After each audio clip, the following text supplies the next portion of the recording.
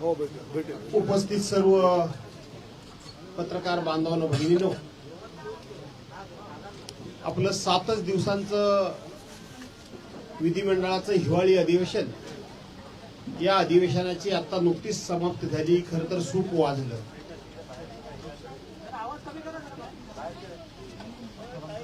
आणि यानंतर नेहमीच्या प्रथेप्रमाणे आम्ही प्रेसला म्हणजे आपल्या सर्वांच्या समोर आलेलो आहोत. आपल्या सर्वांच्या माध्यमातून या महाराष्ट्राच्या विधिमंडळाच्या अधिवेशनाच्या माध्यमातून संपूर्ण महाराष्ट्राच्या आणि खास करून विदर्भाकरता आणि विदर्भाला न्याय देण्याकरता आणि विदर्भाच्या शेतकऱ्यांचा, कामगारांचा आवाज किंवा त्यांची दुःख याच्यावर फुंकर घालण्याकरता म्हणून खरं हे अधिवेशन होत असतं. आणि त्या अधिवेशनातून नक्की विदर्भीय जनतेला काय मिळालं हे आम्ही आमच्या नजरेतून तुम्हा सर्वांना सांगणार आहोत. आणि म्हणून त्या प्रेसला या ठिकाणी उपस्थित असलेले काँग्रेस पक्षाचे ज्येष्ठ नेते, माजी मंत्री, माजी विरोधी पक्षनेते सन्मान्य विजयराव वडेट्टीवार, आमच्या सर्वांचे ज्येष्ठ नेते माजी मंत्री सन्मान्य जयंतराव पाटील, माझे सहकारी मित्र आणि आमचे पक्षप्रतोद सुनीलजी प्रभू, उपस्थित सर्व सहकारी आमदार आणि मित्रांनो, खरं तर हे अधिवेशन 3 आठवडे चालावं अशी आमची मागणी होती. परंतु सरकारनं ते 2 आठवडे सुद्धा चालवलं नाही. फक्त आणि फक्त 7च दिवस हे अधिवेशन सरकारनं चालवलं. आणि ज्या वेळेला नेहमीच्या प्रथेप्रमाणे चहापानाला अधिवेशनाच्या पूर्वसंध्येला बोलवलं जातं, त्यावेळेला आम्ही आमची भूमिका मांडली होती. आम्ही आमचं मत मांडलं होतं की हे सरकार हे जे अधिवेशन घेतंय ते अधिवेशन कोणालाही न्याय देण्याकरता नाही. ना विदर्भातल्या जनतेला, ना मराठवाड्यातल्या जनतेला, ना उर्वरित कोकणातल्या जनतेला, आपल्या उर्वरित महाराष्ट्रातल्या जनतेला. तर हे सरकार लवकरच महानगरपालिका, नगरपालिका म्हणा, जिल्हा परिषद आणि पंचायत समितीच्या निवडणुका होणार आहेत. आणि ते लाईट बंद करा रे बाबांनो. आणि निवडणुका होणार आहेत. आणि त्या निवडणुकांना सरकारी तिजोरीतून पैसे वाटता आले पाहिजेत. सरकारी तिजोरीतून लोकांना पैसे वाटून त्यांची मतं घेता आली पाहिजेत. आणि ते करायचं असेल तर पुरवणी मागण्या मान्य केल्याशिवाय ते पैसे आपल्याला उधळता येणार नाहीत, लोकांना वाटता येणार नाहीत. आणि म्हणून हे जनतेला न्याय देण्याकरता अधिवेशन नव्हतं, तर सरकारी तिजोरीवर डल्ला मारण्याकरता म्हणून हे अधिवेशन होतं. आणि त्याप्रमाणे सत्ताधारी पक्षानं 75,000 आणि 286 कोटीच्या पुरवणी मागण्या मांडल्या आणि त्या 2च दिवसात मान्य करून घेतल्या. आणि त्या मान्य झाल्यानंतर सरकारी पक्षाचा या अधिवेशनाकडे बघण्याचा आणि या अधिवेशनामध्ये सहभाग घेण्याचा पूर्णपणे नूरच बदलून गेला. आपण बघितलं असाल की मंत्री सभागृहामध्ये बसत नव्हते. एखादा मंत्री बसला तर बसला, नाही तर तोही बसायला तयार नाही. ज्या विभागाची चर्चा असेल त्या विभागाचा मंत्री सभागृहामध्ये बसतच नव्हता. इतकं त्यांचा हेतू साध्य झाल्यानंतर या अधिवेशनाकडे बघण्याचा त्यांचा दृष्टिकोन होता. अधिवेशन किती झालं त्याची आकडेवारी माननीय अध्यक्ष महोदयांनी दिली. आकडेवारी देत असताना अध्यक्षांनी सांगितलं की 7 दिवसाचं अधिवेशन झालं आणि या 7 दिवसामध्ये 72 तास आणि 35 मिनिटं कामकाज चाललं हे अध्यक्षांनी सांगितलं. आणि सरासरी रोज 10 तास आणि 22 मिनिटं काम चाललं. नियमाप्रमाणे 11 वाजता सभागृह सुरू होऊन 5 वाजता ते संपलं पाहिजे, परंतु दररोज 10 तास आणि 22 मिनिटं सभागृह चाललं. यापैकी सभागृहाचा वेळ किती मिनिटं वाया गेला तर फक्त आणि फक्त 10 मिनिटं. तो कोणामुळे गेला? आमच्यामुळे तर नक्कीच नाही गेला, पण फक्त 10 मिनिटं वेळ वाया गेला. याचा अर्थ आम्ही विरोधी पक्षानं या सरकारच्या कामकाजाला किती सहकार्य केलं. आम्ही विरोधी पक्षानं या सत्ताधारी पक्षाकडून जनतेला काहीतरी मिळावं, महाराष्ट्राला काहीतरी मिळावं म्हणून आम्ही किती संयम पाळला हे यातून त्यांनीच दिलेल्या आकडेवारीतून या ठिकाणी आपल्या सर्वांना स्पष्ट होतं. खरं तर दोन चर्चा होत्या 293च्या. मंगळवारी सत्ताधारी पक्षाचा प्रस्ताव आला. आजपर्यंत त्या प्रस्तावावर स्वतंत्रपणे उत्तर मिळालेलं नाही आणि ते प्रस्ताव संपला. गुरुवारी आमचा प्रस्ताव आला. आजपर्यंत त्या प्रस्तावावर आम्हाला उत्तर मिळालेलं नाही आणि तो प्रस्ताव आज संपला. माननीय मुख्यमंत्री महोदयांनी उत्तर जे दिलं ते उत्तर आमचा जो 292चा अंतिम आठवडा विरोधी पक्षाचा प्रस्ताव आहे त्या प्रस्तावाला उत्तर दिलं. याचा अर्थ इतके तास कामकाज चालून सुद्धा मुख्य कामकाजाला काहीही या अधिवेशनामध्ये महत्व दिलं गेलं नाही. इतकं हे सरकार संख्येनं भरपूर असल्यामुळं बेजबाबदारपणे त्या ठिकाणी वागलं. हे आम्हाला तुमच्या सर्वांच्या निदर्शनात आणून द्यायचं आहे.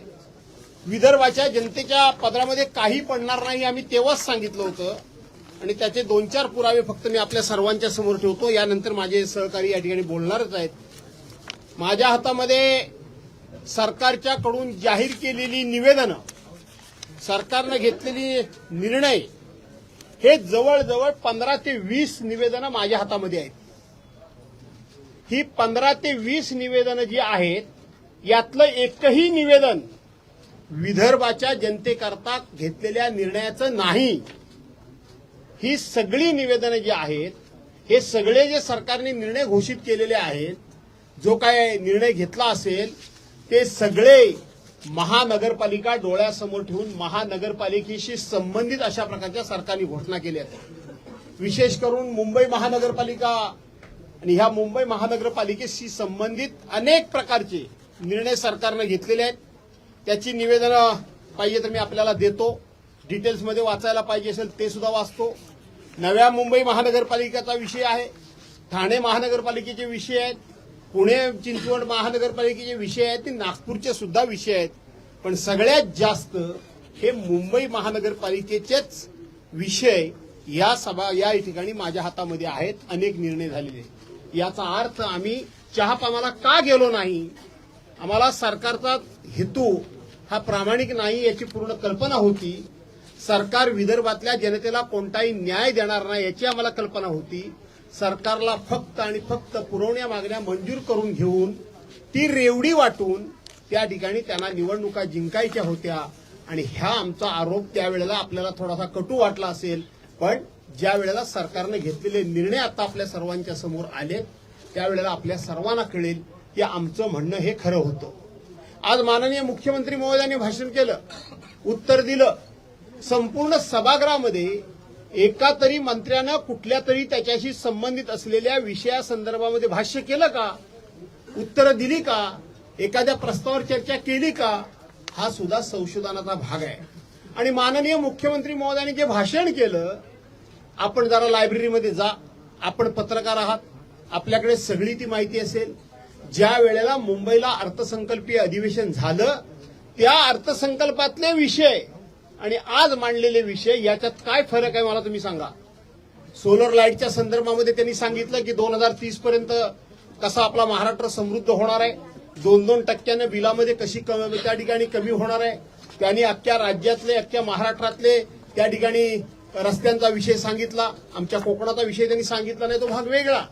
परंतु जे मुंबईमधलं भाषण होतं तेच भाषण या ठिकाणी कॉपी पेस्ट केलेलं भाषण त्यांनी या ठिकाणी केलं असं म्हटलं तर वावगं ठरणार नाही.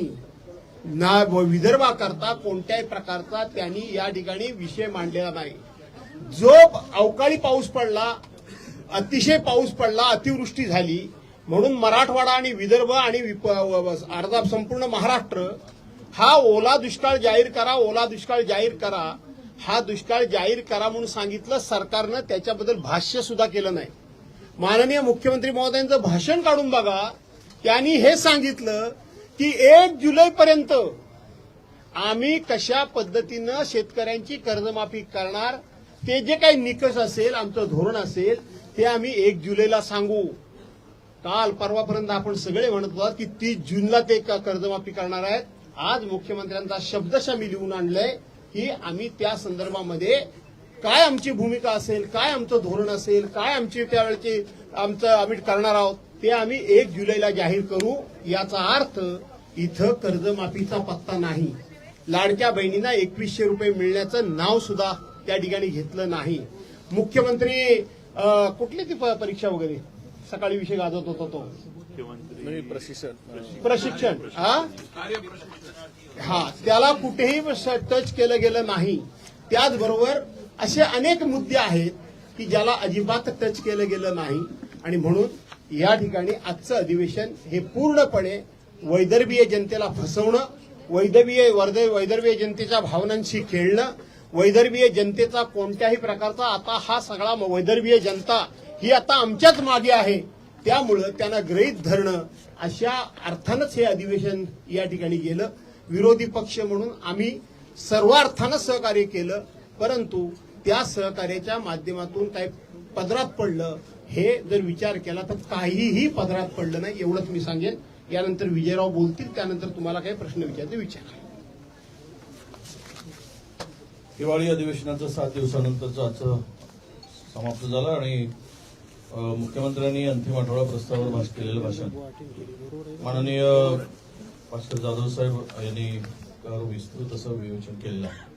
मुळात विदर्भासाठी हे अधिवेशन असताना विदर्भातील कुठले प्रश्न सुटले हा खरा प्रश्न होतो. आम्हाला फार अपेक्षा होते की विदर्भातील या प्रश्नाला आम्ही जे मांडले त्या प्रश्नाला न्याय मिळेल. विदर्भ हा विपुल आहे, म्हणजे संपूर्ण साधन सामुग्रीनी संपन्न असलेला हा विदर्भ आहे. इथे लोहखनिज आहे, इथे आपल्याकडे डोलामाइन, इथे लाईमस्टोन आहे, विपुल वनसंपत्ती आहे.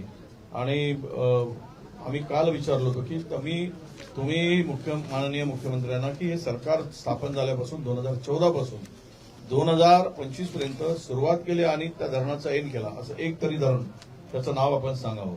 आकडेवारी मोठी सांगितली. मला वाटतं की संपूर्ण मुख्यमंत्री मोदयांचं भाषण आणि त्याची जर गोळाबेरीज केली तर भारताचं बजेट होईल अशा प्रकारची ती आकडेवारी होती. जर भारताचं बजेट कमी पडेल की काय असं आपण जर सगळ्यांनी ऐकलं असेल तर त्यातून ते होईल. काय आमच्या मागण्या होत्या त्याला घोटाळ्याची अक्षता घातल्या. मुख्य म्हणजे आमच्या मागण्यापेक्षा विदर्भाच्या विकासासाठी विदर्भाच्या जनतेला जे आवश्यक आहे ते मागितलं. आम्ही धान उत्पादक शेतकऱ्यांना 20,000 रुपये बोनस मागितला, त्याचा कुठेही पत्ता नव्हता. आम्ही सोयाबीनच्या शेतकऱ्यांसाठी 2,000 रुपये प्रति क्विंटल बोनस मागितला, त्याचाही काही कुठे त्यांनी उल्लेख केलेला नाही. आणि विशेष म्हणजे विदर्भामध्ये संत्रा मोसंबीला मार्केट नाही, त्यावर त्यांचा कुठे उल्लेख केलेला नाही. त्यांना मार्केटची हमी आणि बांगलादेशमध्ये जो आपला संत्रा जातो त्यावर जे काही निर्यात ड्युटी लावली आहे त्यावर आपला संत्र्याला मार्केट मिळत नाही, त्याच्यावर कुठलंही भाष्य केलं नाही. प्रक्रिया केंद्रावर भाष्य झालं नाही. आणि विदर्भातल्या शिक्षकांचा बॅकलॉग मोठ्या प्रमाणात आहे. विदर्भातील सिंचनाच्या संदर्भातले मोठे प्रश्न आहेत. आणि एकूणच कापूस उत्पादक शेतकऱ्यांचे प्रश्न आहेत. त्यांना जे कापूस आहे तो कवडीमोल भावाने विकला जातोय, जे निकष लावले जात आहेत, जे काही अटी शर्ती सीसीआयने लावले, त्यामुळे आता शेतकऱ्यांकडे कापूसच उरला नाही. तो सगळा कापूस व्यापाऱ्यांनी खरेदी केल्यानंतर मात्र 23 क्विंटलची पर हेक्टरी घोषणा झाली, म्हणजे व्यापाऱ्यांचा फायदा या निमित्तानं करायचा. सोयाबीनच्या संदर्भात मोठ्या प्रमाणामध्ये मॉइश्चर जास्त असलेला किंवा भिजलेला सोयाबीन धड सरसकट रिजेक्ट केला जातोय.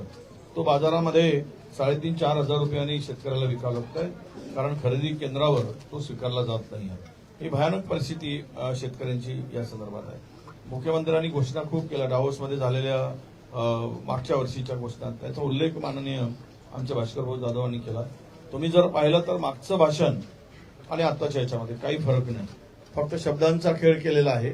आणि हे 7 दिवसाचं अधिवेशन म्हणजे वांजोरटं अधिवेशन याचा उल्लेख करावा लागेल. वांजोरटं, ज्याला काही निष्पत्ती नाही, काही निष्पत्ती नाही आणि नाही कुठला ठोस निर्णय, या अधिवेशनाची फलश्रुती आता आम्हाला दिसते आहे.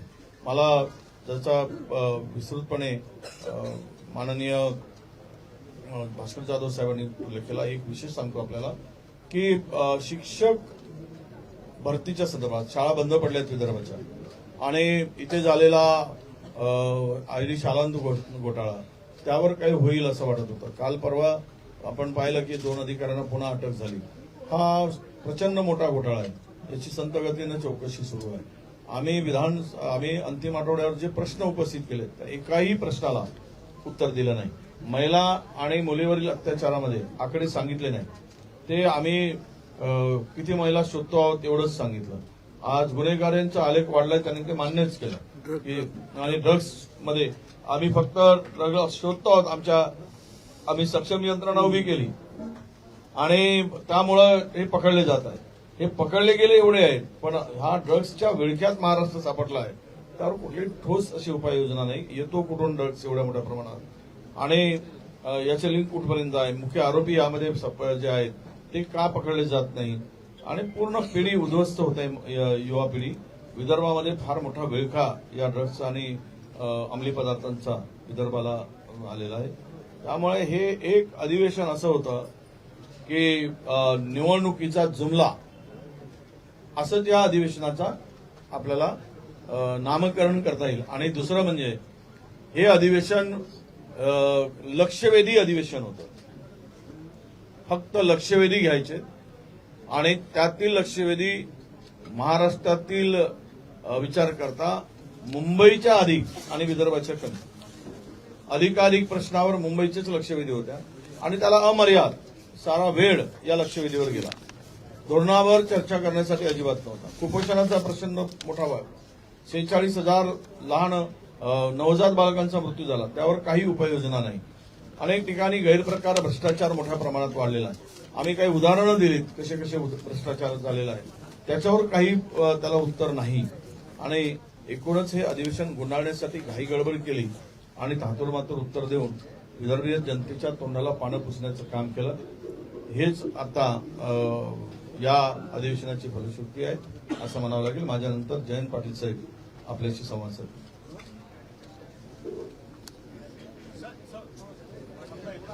तुम्ही इकडे या. तुम्ही असं मी बाजूला.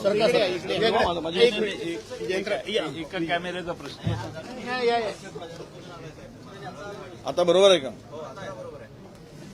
येस, अगोदरच बोलला. 7 दिवसाचं चालू आहे का? वर करा.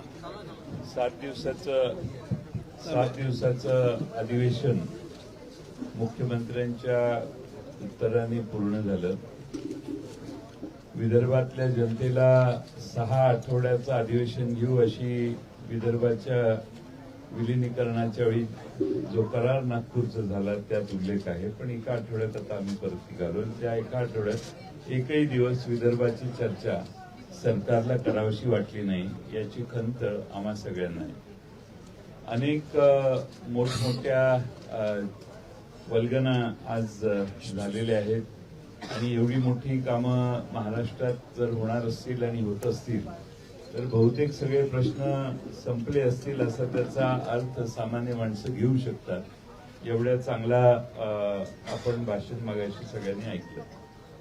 पण मी MIDC कडून माहिती मागितली की मागच्या काही वर्षात तुमच्याकडे किती गुंतवणुकी झाल्या आणि 190 जे करार झाले त्याच्यात 22 सालापासून ते 20,62,000 कोटीचे करार जे झाले त्याची माहिती मागवली. मी ती माहिती देताना खात्याने MIDCने असं उत्तर दिलं.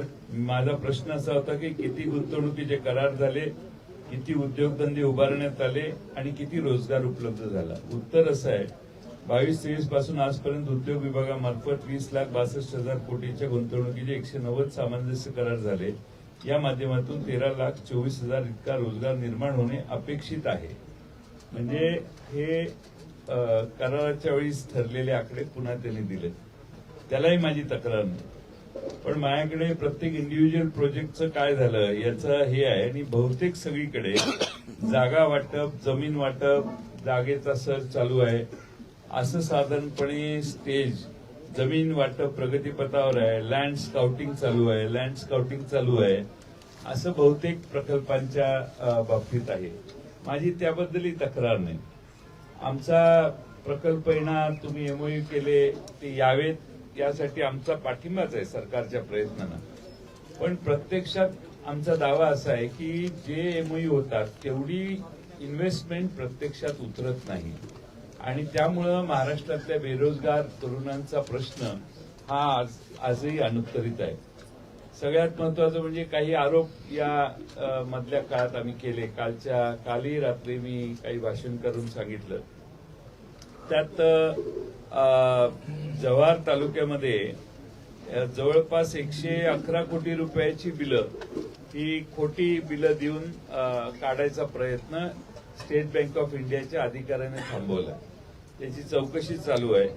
पण आमची माहिती आहे की जवळपास 1200 कोटी रुपये एकंदर याच्यात काढण्याचा प्रयत्न आणि काम काही लोक करतायत.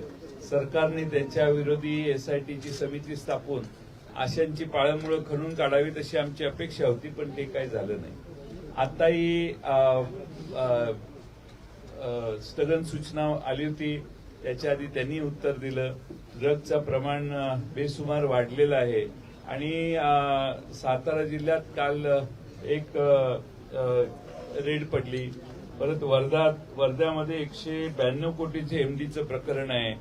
कारंजात देखील एमडीचा महाकारखाना आहे अशी माहिती आहे. या सगळ्या गोष्टी आम्ही सभागृहात मांडल्या. मुख्यमंत्र्यांनी सांगितलं की ह्या जास्त आता पुढे यायला लागलेल्या आहेत आणि कारण आमचे प्रयत्न पकडण्याचे जास्त आहेत. पण याची व्याप्ती एवढी प्रचंड आहे महाराष्ट्रात की महाराष्ट्रातल्या तरुणाईला ड्रग्जने आता विळखा घातलेला आहे आणि हाच सगळ्यात मोठा आज आपल्या महाराष्ट्रातल्या समाजासमोर प्रश्न आहे. आणि त्यासाठी सरकार हे सगळे जसे गुन्हे हँडल होतात तसेच हे गुन्हे हँडल होतात आणि सर्रास गावागावात खेड्याखेड्यात दुय्यम तिय्यम लोकसंख्येच्या म्हणजे लहान संख्येच्या शहरात देखील आता ड्रग्जचा सुळसुळाट आहे. सरकारने त्यावेळी आमची अपेक्षा होती की सरकारने सांगायला पाहिजे की काय ठोस उपाययोजना सरकार करणार. काल परवा आम्ही अनेक गोष्टी सरकारच्याकडून अपेक्षा केली, पण त्या अपेक्षा काही आमच्या पूर्ण झाल्या नाहीत. आणि अशा अनेक गोष्टी आहेत की ज्याविषयी आम्ही मागणी केली. आम्ही जेव्हा जेव्हा काही मागणी करतो, काही आरोप करतो, त्यावेळी ते विषय बाजूला सोडून दुसरेच विषय हे मांडले जातात आणि मूळ आमचे जे मुद्दे आहेत ते मात्र त्याच्याकडे सरकारचं पूर्णपणाने दुर्लक्ष होतं. आर्थिक परिस्थितीविषयी काही आकडेवारी मी काल जाहीर केली, परंतु त्याच्याविषयी तपशीलवार उल्लेख नाही. फक्त 25% आम्ही पोहोचलेलो नाही. हे जरी असलं तरी व्याजाचा आकडा दरवर्षी आता 64,000 कोटी रुपयाच्या वर गेलेला आहे. हे आपल्याला विसरता येणार नाही. किंवा आमचे राम खाडे म्हणून एक माहितीचे आधार माहितीशास्त्र माहितीची माहिती घेऊन अनेक जमिनीची प्रकरणं त्यांनी बाहेर काढले, त्यांच्यावर अटॅक झाला. पुणे गुन्ह्यांचं माहेरघर झालंय. अनेक टोळ्या कार्यरत आहेत, त्याच्यावरही भाषण सायलंट होतं. किंवा FIR पोलीसच लिहून घेत नाहीत, अशी अनेक ठिकाणी अनुभव आलेले आहेत. त्यांनी सांगितलं की आम्ही आता जास्तीत जास्त FIR दाखल केला जातो वगैरे वगैरे अशा बऱ्याच गोष्टी आहेत. किंवा अनेक टोकाची भूमिका घेणारे बाळासाहेब थोरातांच्या विरोधी ज्यांनी भाषण केलं आणि बाळासाहेब थोरातांच्या बद्दल आम्ही देखील नथुराम गोडसे होऊ अशी धमकी दिली, त्यांच्या विरोधी सरकारने कोणती कारवाई केली नाही.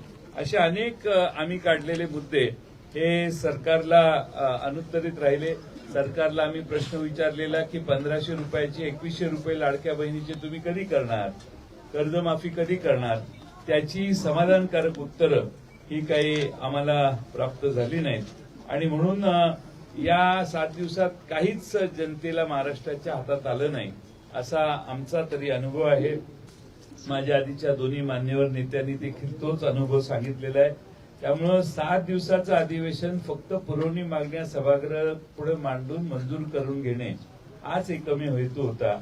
विदर्भाचे प्रश्न सोडवावेत, विदर्भातल्या संत्र्याचा कापसाच्या शेतकऱ्याच्या मागे उभा राहावं आणि अलीकडे आलेले जे अतिवृष्टी झाली त्यात मराठवाड्यात जे नुकसान झालं त्या सर्वांची उत्तरं या सभागृहात या अधिवेशनात मिळाली नाहीत याची आम्हा सगळ्यांना खंत आहे. दोन्ही सभागृहामध्ये विरोधी पक्ष नेता नसताना हे अधिवेशन पार पडले. परिषदचा होऊन जाईल. परिषदचा एक सन्मान्य सर्वच मान्यवर,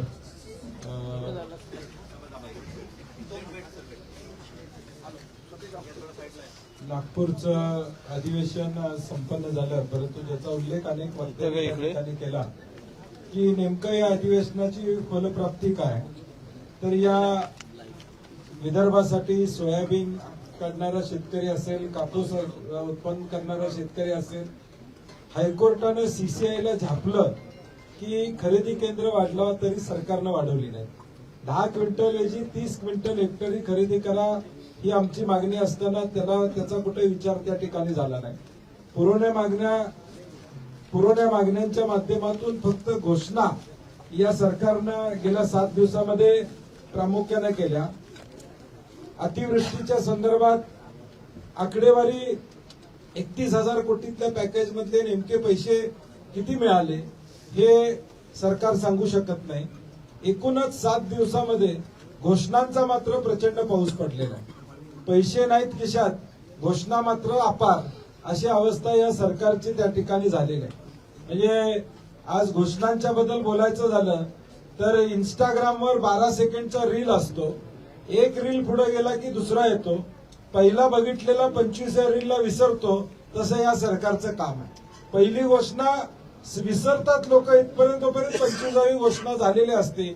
आज पण किंवा या अधिवेशनातल्या घोषणांची आकडेवारी काढली तर 75,000च्या पुरवण्या देखील कमी पडतील एवढ्या घोषणा. म्हणजे पुण्यासाठी 32,000 कोटी रुपयाचा प्लॅन सँक्शन झालेला आहे. पुण्यामध्ये आज पाण्याचा तुटवडा त्या ठिकाणी, त्याच्याबद्दल सरकार बोलत नाही. पुणे महापालिकेला ट्रिब्युनलमध्ये जावं लागतं 21 टीएमसी पाणी द्यायसाठी. त्याच्यावर सरकार कुठली निर्णायक भूमिका त्या ठिकाणी घेत नाही.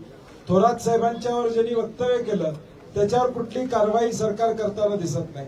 सरकार पुरस्कृत गुंडाराज, म्हणजे पुणे हे कोयता गँगसाठी आता जगभरात फेमस झालं, विद्येचं माहेरघर, अशी अवस्था या ठिकाणी झालेली आहे. आणि या सगळ्या अधिवेशनाच्या 7 दिवसाच्या काळामध्ये टोटल फेल्युअर ऑफ गव्हर्नन्स, म्हणजे पुरवण्यामध्ये तर जयंत पाटील साहेबांनी सांगितलं असेल आर्थिक आकडेवारी, फेल्युअर ऑफ गव्हर्नन्स हे एवढंच 2 शब्द या सरकारला लागू होतात.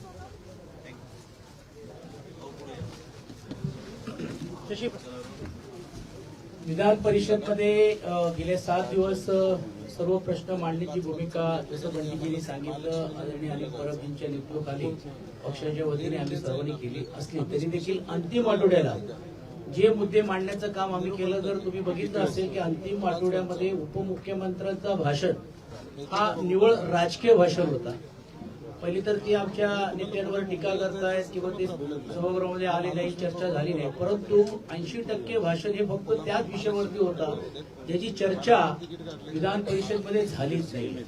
शेतकऱ्यांचा प्रश्न असो, कष्टकरी कामगारांचा प्रश्न असो, आम्हाला अपेक्षा होती की काहीतरी घोषणा होऊन काही नवीन पॅकेज या अधिवेशनाच्या माध्यमातून विदर्भासाठी असेल आणि सर्वसामान्य शेतकऱ्यांना या निमित्ताने लागू होईल. पण तशातलं काही झालं नाही. कायदा सुव्यवस्थेच्या बद्दल मुलं आणि मुली हे बेपत्ता होण्याचं प्रमाण एवढं वाढलेलं आहे, त्याच्याबद्दलचं पण कुठेही सूत्रवाच केलं गेलं नाही. भ्रष्टाचाराचे मुद्दे आम्ही मांडण्याचं काम केलं. त्यामध्ये काय आरटीओचे भ्रष्टाचार आम्ही सांगितले, पंढरपूर मोहोळ ह्याच्यातलं भ्रष्टाचार काढण्याचं काम केलं, त्याचीही कुठेतरी सूत्रवाच केलं नाही. निवड फक्त निवेदन आणि मुंबईच्या महानगरपालिका आणि आगामी काळाच्या महानगरपालिका डोळेसमोर ठेवून फक्त घोषणा करण्याचं काम केलेलं. माणसाचा चेहरा तर बदलता येत नाही, मग काय करायचं, इकडचं भांग तिकडे करायचं, अशीच परिस्थिती या सरकारची आपल्याला पाहायला मिळाली.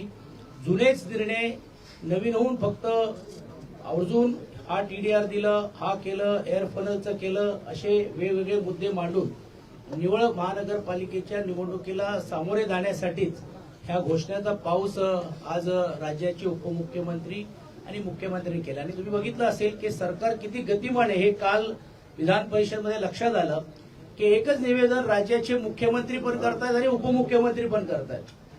आणि मुख्यमंत्र्यांच्या अगोदर उपमुख्यमंत्री निवेदन केलं, तेच मुख्यमंत्र्यांनी येऊन करावं लागलं. म्हणजे ह्याची स्पर्धा आपसामध्ये कशी चाललेली हे सर्व आपल्याला लक्षात आलेले. शेवटी इलाका भी हमारा, धमाका भी हमारा, असं उपमुख्यमंत्र्यांनी आपल्या स्टाईलनी बोलण्याचं काम केलं.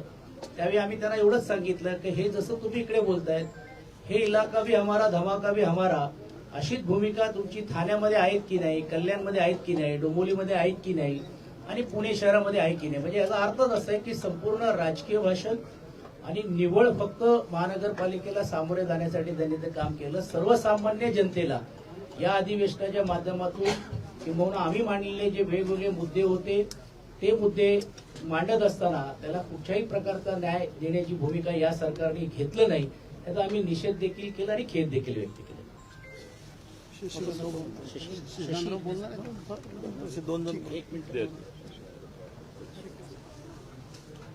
राज्याचं हिवाळी अधिवेशन संपलेलं आहे.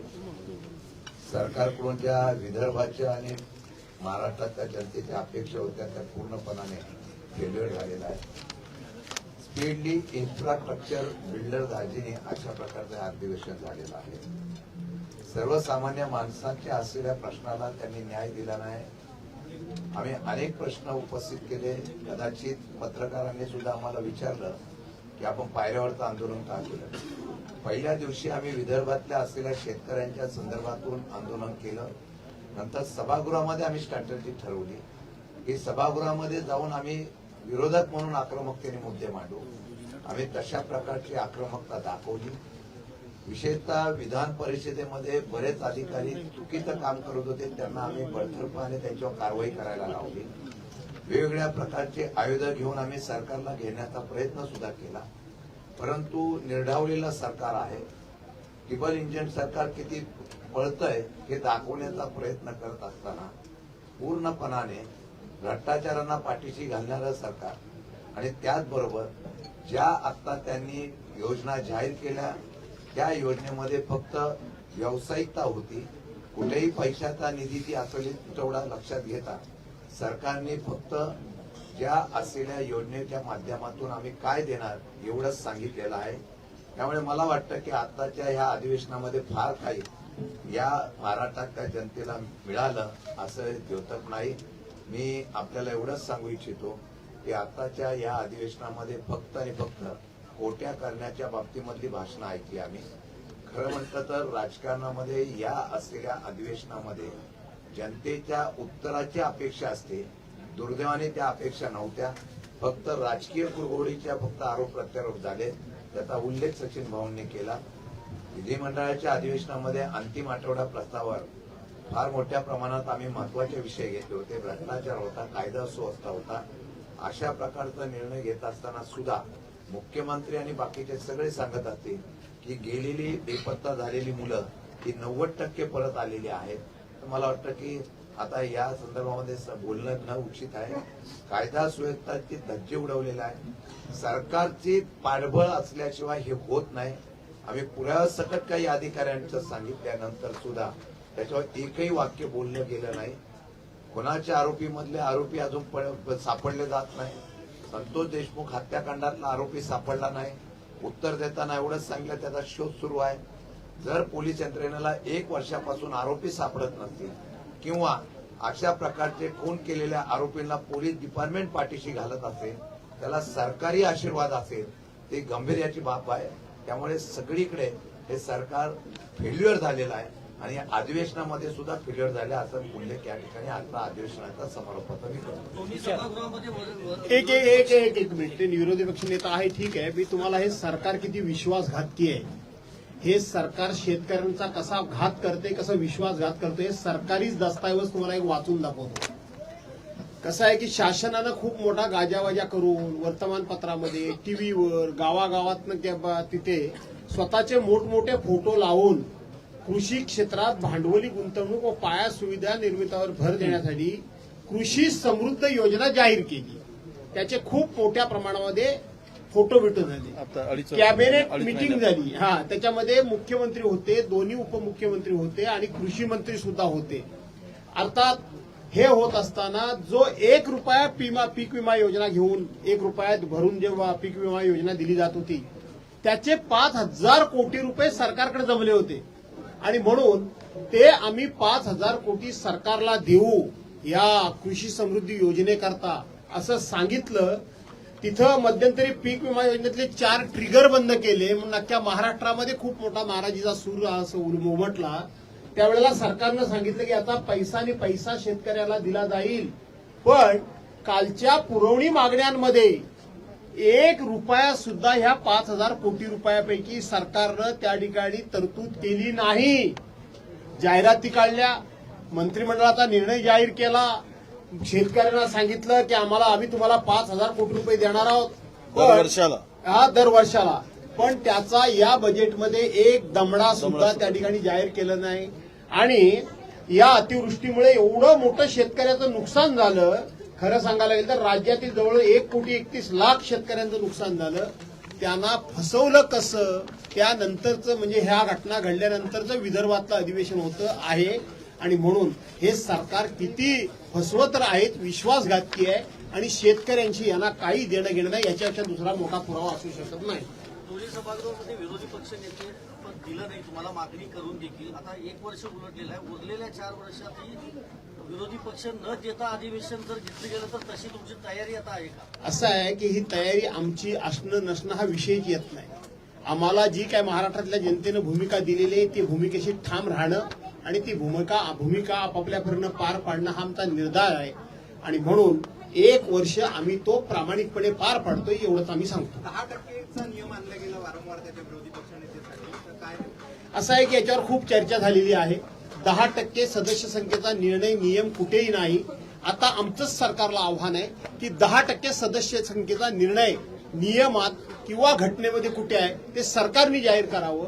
कारण विधिमंडळाच्या वतीनं जे आम्हाला पत्र दिलं गेलंय त्याच्यामध्ये 10% सदस्याची अट कुठेही नाही असं त्यांनी लिहून दिलेलं सरकार आहे. काहीच करत नाही ना, मग तुम्ही कोर्टात जाणार का विरोधी पक्ष सगळे काय? चला पुढं कोर्टात सध्या लवकर न्याय मिळतो तुम्हाला माहिती आहे. तुम्ही मुंबई गोवा संदर्भात प्रश्न उपस्थित केला होता जेव्हा मुख्यमंत्री बोलत होते. त्या मुंबई गोवाबद्दल अजूनही ठोसपणे कुठलंही उत्तर आलेलं नाहीये. कसं आहे की मुख्यमंत्र्यांनी राज्यातल्या अनेक रस्त्यांचा उल्लेख केला आणि म्हणून मुंबई ते गोवा हा महामार्ग 2009 सालापासून रखडलेला आहे. त्याच वेळेला उपमुख्यमंत्री एकनाथ शिंदेनी मी कोकणातला ग्रीनफील्ड रस्ता तयार करतोय म्हणून सांगितलं आणि म्हणून अनेक रस्त्यांवर मुख्यमंत्री बोलत होते. म्हणून माझी अपेक्षा होती की त्या 2 रस्त्यांबद्दल मुख्यमंत्री काहीतरी खुलासा करतील, परंतु त्यांनी आता माझ्याकडे कुठलाही आता माहिती नाही असं करून तो विषय टाळला. मुंडवा जमीन गैरव्यवहार प्रकरणामध्ये बोलताय की मुंडवा याला माहिती आहे, मला काहीच नाही. मुंडवा जमीन गैरव्यवहार प्रकरणामध्ये विरोधकांनी सभागृहात काही बोललेलं नाही. हायकोर्टानं फटकारला. म्हणजे तुमच्याकडे सगळ्यात मोठा मुद्दा होता मुख्यमंत्र्यांचे चिरंजीव, त्यांची कंपनी आहे, त्यांच्या चिरंजीवांवर गुन्हा दाखल करावा अशी वारंवार मागणी होते आहे. पण तेवढी आक्रमकता सभागृहामध्ये दिसली नाही. असं आहे की आम्ही वैयक्तिक प्रश्नापेक्षा सामाजिक प्रश्नावर आणि सार्वजनिक प्रश्नावर जास्त भर दिला होता. तरी देखील आमचे सहकारी विजयराव वडट्टीवारांनी हा मुद्दा 4 वेळा सभागृहामध्ये काढला. कोणी काढलाच नाही असं म्हणणं उचित नाही. भास्करराव, हा वैयक्तिक विषय कसा होऊ शकतो? हा गैरव्यवहार घोटाळ्याचा विषय आहे. म्हणजे तुम्ही हा वैयक्तिक विषय म्हणता तेच मी सांगितलं ना की विजय वडट्टीवारांनी हा 4 वेळा विषय काढला आणि आमचं समर्थन होतं. विजयराव बोलता मुख्यमंत्र्यांच्या राजीनाम्याची मागणी सभागृहात झाली का? किंवा त्यांच्या मुलावर गुन्हा दाखल करण्यात यावा ही तरी मागणी झाली का? हे बघा, स्वतःच काय म्हणतो त्याला, कुंपणाचं शेत खात असेल आणि ते दिसत आहे. मी काल बोलताना म्हणालो की ना खाने देंगे ना खाऊंगा ना खाने देंगे, पर जो मिलेगा वो आधा आधा बाटके खाएंगे. हे आता कालच्या उत्तरातून काल मी मांडल्यानंतर त्याचं उत्तर काय आलं नाही. मुख्यमंत्र्यांनी सुद्धा त्याचं उत्तर दिलं नाही आणि त्यांनी तर एका प्रकारे तुमच्या पार्थ पवारांना क्लीन चिटच दिली मुख्यमंत्र्यांनी. म्हणजे आता असं आहे की ही एक स्पर्धा, मी आता राज्यामध्ये आम्ही एक स्पर्धा परीक्षा आयोजित करू, म्हणजे सामान्य ज्ञान स्पर्धा महाराष्ट्र लेवलची, आणि त्यांना मागावं लागेल की यामध्ये प्रश्न उपस्थित करू की मुलांना प्रश्न देऊ, अधिकाधिक खाणारा कुठे जाणार असा एक प्रश्न देणार आम्ही, आणि अधिकाधिक भ्रष्टाचार करणाऱ्याला संधी कुठे, असे प्रश्न काढून देऊ. बघा, लाज लज्जा सगळं विसरले असतील तर त्याला काही इलाज नाही. पण हा प्रश्न काही इथे संपलेला नाही. हा प्रश्न आम्ही लावूनच धरलेला आहे आणि पुढेही एक बिल तर स्पेशल महसूल विभागाने मुद्रांक शुल्काच्या आयुक्तांना असलेले अधिकार जे डेट त्याला अवॉर्ड कोर्टात द्यायचं होतं त्या संदर्भातलं पळवाट शोधली आणि मंत्र्यांच्याकडे अधिकार गेले. कालचं बिल आयजीजेआरचे ज्या निर्णयाविरुद्ध, त्यांनी दिलेल्या निर्णयाविरुद्ध थेट कोर्टामध्ये जाऊन न्याय मिळवायची अपेक्षा होती. पण त्यामुळं हे सगळे जे आहे कोंढवा प्रकरण मी मानला, कोंढवा प्रकरण मानला असं नाही, विरोधक संख्येने कमी झाली असलं तरी आम्ही प्रत्येक विषयाला भ्रष्टाचाराचे अनेक विषय मानले. पण आता भ्रष्टाचारांची सवय झालेल्यांना उत्तर काय मिळेल? महाराष्ट्र लुटायचं ठरवलंच आहे आणि त्याकडे लक्ष द्यायचंच नाही विरोधक बोलल्यानंतर, तर त्याला तुम्हीच आता शोधा उत्तर असं मला वाटतं. विरोधकांची तुम्ही म्हणालात की मुख्यमंत्र्यांनी क्लीन चिट दिली, तुम्हाला संधी होती, पायऱ्यांवर आंदोलन असेल, सभागृहात आवाज असेल, सभागृहात गदारोळ करणे असेल, तुम्हाला विरोधी पक्ष म्हणून अधिकार असताना इतके सायलेंट विरोधी पक्ष या प्रकरणी कसा काय दिसला? तुम्ही सभागृहातली एकूण उपस्थिती पाहिली, 40% नव्हती. या अधिवेशनात शॉर्ट अधिवेशन होतं, सगळे निवडणुकीचे. ठीक आहे, आम्ही तर संख्येने 5-25 आहोत, आहेच का आमचे 30-40 जण आम्ही आहोत. आम्हीच म्हणजे सर्व विरोधकांनी करावं आणि खाऊन मात्र पोट फुगेल तेवढा मरतपर्यंत त्यांनी करावं आणि प्रश्न आम्हाला विचारावे, हा असा प्रश्न होतोय. म्हणजे भ्रष्टाचार त्यांनी करावं, लूट त्यांनी करावी महाराष्ट्राची आणि ते प्रश्न का मांडले नाहीत म्हणून विरोधकांनी उत्तर द्यावं, असा त्याचा अर्थ होतो. मला तुम्हाला विनंती करायची आहे की आम्ही हे प्रश्न मांडल्यानंतर मुख्यमंत्र्यांना तुम्ही विचारा ना, तुम्ही मुंडव्याच्या प्रश्नावर उत्तर नाही, तुम्हालाच आमची विनंती. लावून धरलेलं आहे प्रसार माध्यमांनी लावून धरलं आहे, मुख्यमंत्र्यांना का विचारत नाही तुम्ही? माननीय मुख्यमंत्र्यांना विचारा, अजितदादांना विचारा, ज्यांनी जमीन हडपण्याचं काम केलं. आम्ही तर विचारलं, आम्ही विचारलं, वडेट्टीवारांनी तो प्रश्न विचारला. आम्ही सर्वांनी विचारलं. आता हे जे आहे आता बंद पडलेल्या हे किती योजना बंद पडल्या, किती योजना बंद पडल्या तुम्हाला माहिती आहे. शब्दशः मला पकडू नका. नमो महिला बोललो मी नाही. सशक्तीकरण योजना, नमो कल्याण योजना बंद पडली, नमो शेततळी योजना बंद पडली, सगळ्या नमो बंद, सगळ्या नमो बंद आणि देव सुरू योजना, नमो दिव्यांग शक्ती योजना बंद पडली, नमो योजना, नमो शहर सौंदर्यीकरण योजना बंद पडली, तीर्थस्थळ व गड किल्ले संवर्धन योजना बंद पडली. अशा 40 शिवभोजन थाळी बंद पडली. शिवभोजन थाळी बंद गरिबाची, पडली, गरीबाची. हे अशा जवळपास 40 योजना सुरू असलेल्या यांनी बंद पडल्या. याचं उत्तर काही द्यायला पाहिजे. आणि म्हणतात वरून की मुख्यमंत्री महोदयांनी एकही योजना आम्ही बंद पाडलेली नाही असं सांगितलं. त्यावरूनच आपण लक्षात घ्या, यामध्ये आता हे अधिवेशनाची फलश्रुती, या अधिवेशनाची फलश्रुती आम्ही सांगितलं की खरं म्हणजे या सरकारची भूमिका एकच शेवटचं सांगतो आणि थांबवतो, एकच सांगतो की हे सरकार इतकं हुशार आहे की बाबळीच्या झाडाला दगड मारतो आणि जोरात ओढतो, आंबे पडलेत, लोक आंबे वेचायला जातात आणि पायाला काटे रुतून येतात, अशी ह्या सरकारची मानसिकता आहे. चला पाटील साहेबांना काय बोलायचं आहे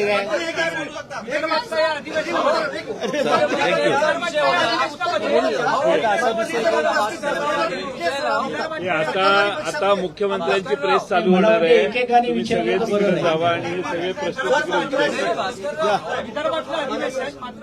मला तर उपमुख्यमंत्री प्रत्यक्ष तुमच्या हातात होते बोलले ना. या प्रकरणामध्ये तरी असं आहे की मागच्या वेळेला आम्ही सर्वांनी एकीनं जे कृषी मंत्री होते धनंजय मुंडे, त्या धनंजय मुंडेंवर हल्ला केला. त्यांचा हल्ला म्हणजे शाब्दिक हल्ला, त्यांचं सगळं हे दाखवलं, त्यांचा राजीनामा झाला.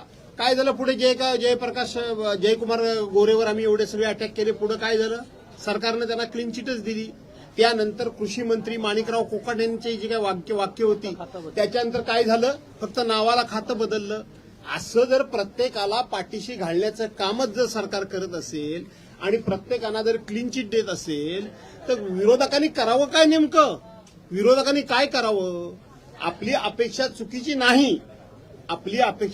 नाही, पण अतिशय अल्प कालावधी करता अधिवेशन असल्यामुळं आम्ही प्रायोरिटी जी होती ती ही शेतकऱ्यांना किंवा अतिवृष्टी झालेल्या भागाला, अतिवृष्ट्या झालेल्या लोकांना, मग कांदा असेल, गहू असेल, तुमची शेत असेल, आंबा असेल, मासे असतील, सोयाबीन असतील, कापूस असेल, धान असेल, ज्वारी असेल, बाजरी असेल, ऊस असतील, केळी असतील, द्राक्ष असतील, याला आम्ही प्राधान्य दिलं. धन्यवाद.